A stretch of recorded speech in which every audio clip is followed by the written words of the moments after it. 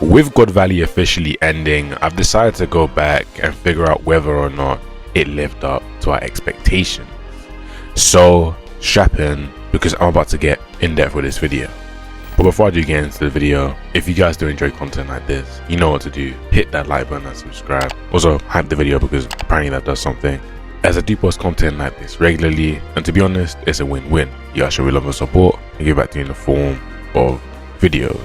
Whether it's One Piece, other anime, or just fiction in general, in due time I'm covering it, so be there when I go there. I feel like I've rambled on long enough, so I'll jump straight into the video and see how well God Valley was written in retrospect. Now, before I even delve into God Valley as a whole, as it is written inside the story, I must go over how it was perceived by the fandom so we know how to rate it and judge it overall. Now, God Valley was always a place of hype and intrigue for every part of the fandom. It didn't matter if you loved power scaling, it didn't matter if you loved lore, it didn't matter if you liked anything. God Valley was a place where you were meant to be hyped for, because it had something for everybody involved. And so that is something that I'm going to be judging it off of. Did it have something for everybody to take and grasp from, and for us to just learn more as the series as a whole? Now, another thing that I will be judging this off of is how it's going to impact the story moving forward. Obviously, if we learn things and stuff like that, then yes, it's going to impact the story, but in what way? A good way? Negative way? How will it impact the story, and was it up to what the story standards needed it to be? Obviously, it could be good to our standards, but did One Piece actually move in a good direction from God Valley? And so that's pretty much it. If there's any other metrics that I need to bring up, I'll just bring them up as we go through the video. So yeah, how about we get into God Valley in retrospect? I know you all expect me to start off this with everybody coming off the island, and I mean, that's what I should do. But instead, we're going to review God Valley, not from that point, but from just the introduction and how it was brought up in the first place. As we know, Garling brought up to the Gorosei, and obviously they told Emu, and they obviously knew that the island was going to just kaboom and kaboosh in a very short time. But not only did they know that, they also knew that the Davy clan had resided there, so it was the perfect stomping ground. So that is why they go there. And because of that, that then forces other characters to act. Obviously, there are other things that go into it, like Shaki getting kidnapped, and that is something that is very pivotal and important. But the main things that we do need to focus on is the fact that Rox is forcefully brought in because his family is involved, and everybody else inside the One Piece verse is then brought in because Shaki. Those are two compelling things that throughout the flashback were being basically shown that they hold extreme relevance. And I know a lot of people don't like the Shaki part, but it's kind of funny how that brought everybody in, and the one person that everybody thought was going to run a rampage and was doing all the bad stuff there was just there for his family. I think those are two things that we can definitely respect, and the intro and build up to God Valley, even though you may not like the Shaki thing, the part for Rox was spot on, and I think that's probably the best way you can bring in a character like that, while also keeping just his dignity as a character. So I know a lot of people do not like the fact that half of their character, not even half, 99% of the characters I have from Rox went there for some coochie. Like, we're being for real here, but you know, Rox went there for a very, very noble cause, aside from Garp, because he wanted dick. And so we can all agree that the introduction to God Valley and how it was built up, at a bare minimum, could be an 8 out of 10. So now when we have everybody arriving on the island, you have the introduction and everything, and we get to see Dragon, and the story starts to follow Dragon, this is very compelling. And I think a lot of people knew that Dragon was here, but a lot of people didn't want to accept it. But when this obviously was shown, Dragon's story and how he is like us in a way, but we're a little bit more clued in. He's like us when we were first introduced to the world government as a whole, and when he sees everything, oh god, it changes. And I love his little character arc we get through this, as Dragon is one of the more mysterious characters. Even though a lot of us feel like we can get his intentions and stuff, he is definitely more mysterious than we all want to let on to. And we can see that through these interactions, when we do get to see him in modern day and he shows these little emotions here and there, we can see why he shows it. And by the end of the flashback, we feel like we built up a strong connection with Dragon.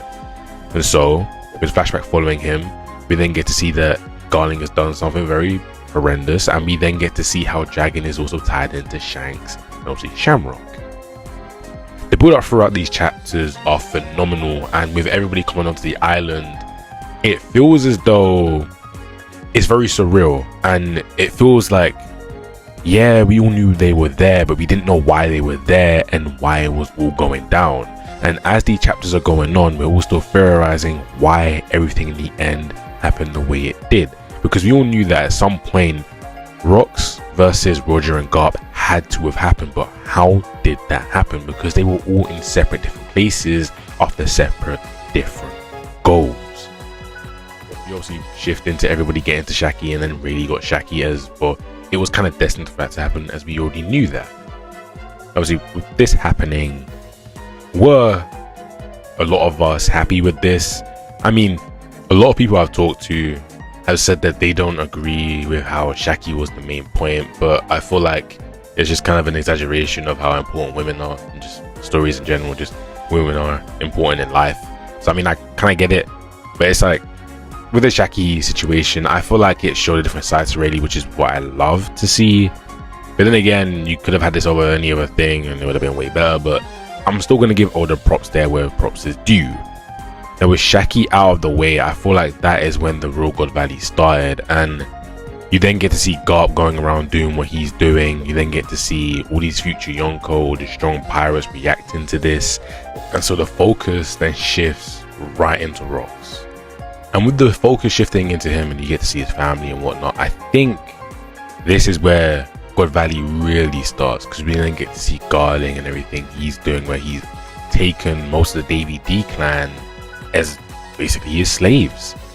And we get to see Rox interact with his wife, and this whole thing where a lot of us thought Rox would be very similar to Blackbeard, because we would then found out that Rox was his father, is flipped on his head even more throughout these interactions. And one chilling thing that I still haven't seen anybody talk about that I've talked about, Blackbeard, he hasn't closed his eyes, not a single moment. He's seen everything with his own two eyes, and this is chilling. I think God Valley has set this up to where in the future he can recall every event, like scene by scene.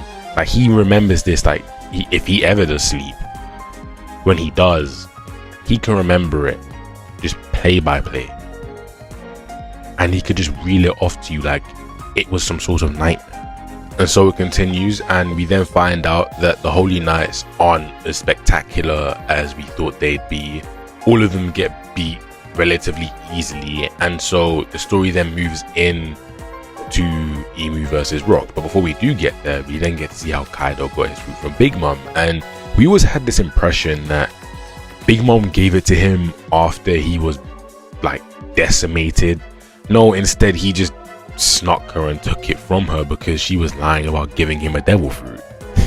Like stuff like this where Oda flips it on his head, where it may be said a certain way, but then later on you find out that, oh no, it wasn't actually that way, it was just something else that your characters want to twist, because in the moment, like it just comes across that way with how they're saying it.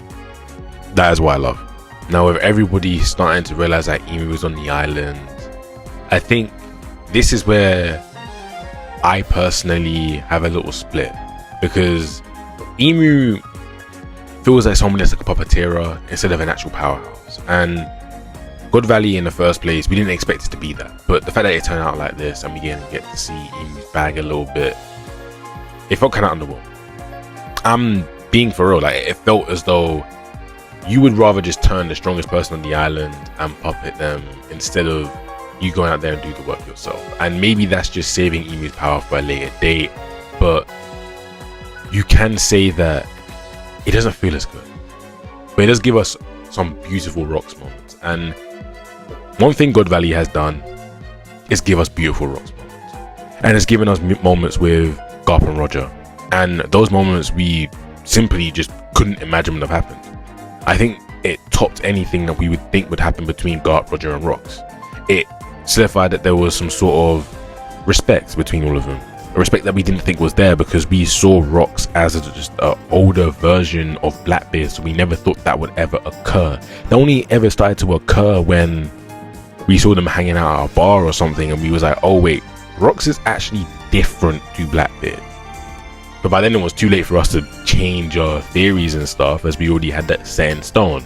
So in retrospect, yeah, this was pretty good. Now with Rox being able to get his last little talk in with Emu, and then obviously leading into Garp and Roger versus Rox, this is where we get to see the main fight that we've all been waiting for, and it did deliver. Now I have two different opinions on it. My first opinion is that writing wise and just character, okay, when I say writing wise I mean character wise, oh, this was phenomenal. This is some of the best stuff that we've gotten in, like, we've got some really crazy stuff post time skip, but I think this is like up there because you get to see that this respect, as I said, respect to all three of them, understand that this isn't what Rox wants to be, and it's like, even though they may see Rox as a certain way, they know that deep down he would not just attack his family, he wouldn't do this, and they can respect his wishes with him wanting them to just get rid of him. It's kind of like, you know, when you have that impression of somebody and it's like, oh, they seem like kind of a bad person, but then when you actually have a conversation with them and you get to bond with them a little bit, you're like, oh wait, you're actually not a bad person. That's just like the rep that you have about you. That's how it feels.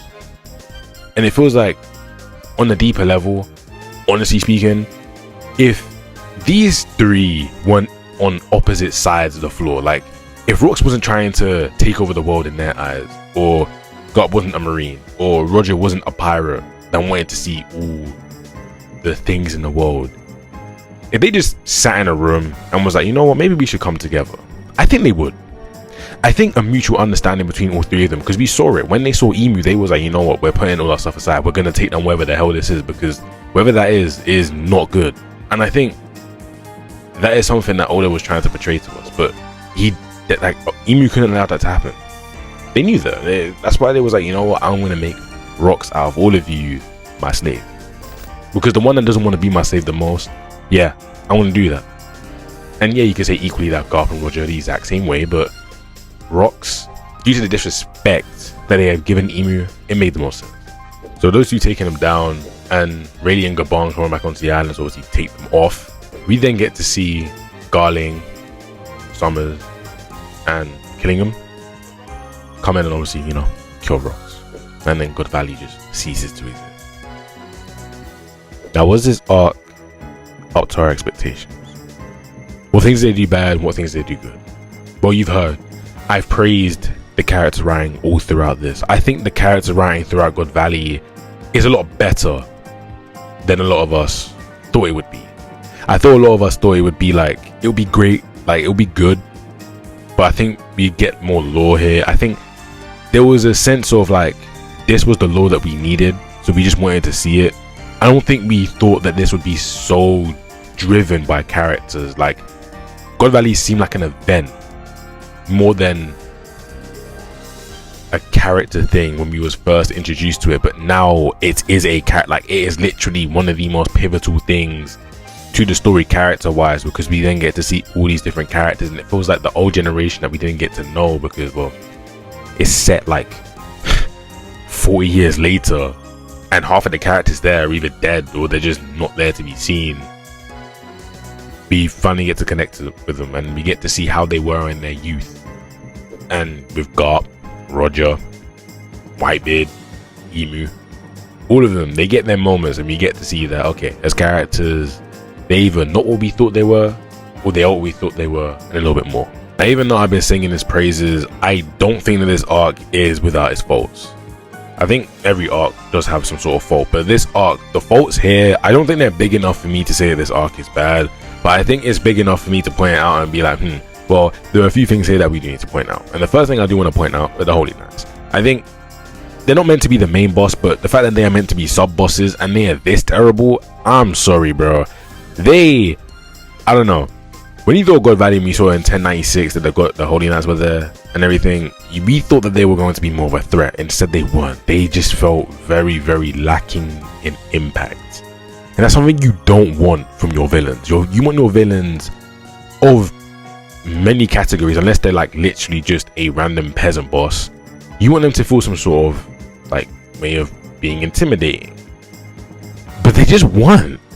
Another thing that I do want to talk on is the way Haki was being used here. Now, I know a lot of people think that yes, this is probably the best way Haki is going to be used and stuff. I feel like we already knew that Haki was going to be used in this way anyway. I don't think this arc changed anything. It just showed us that you can just expend more.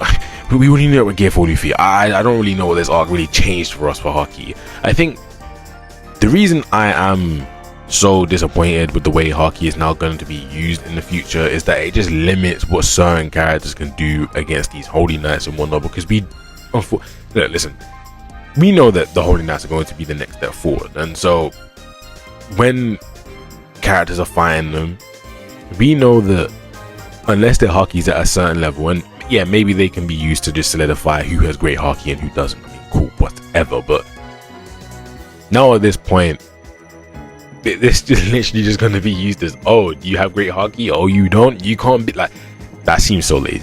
And I know from the moment that Gaban said it, it was kind of set in stone, but I feel like they could have done something way more to just spice it up, and they just didn't do that. They didn't, and I don't know how to feel about it. And I get it, yeah, it's Rocks. He's obviously using a lot of his Haki to defend himself. That's literally why they said that. But then again, it's like, Rocks wasn't even able to take down Garling.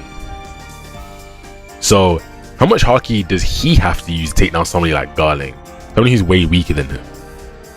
This just makes me think on, so what, Luffy's just gonna have to have the biggest like Haki explosion when he fights Emu eventually? Like, what are we doing here?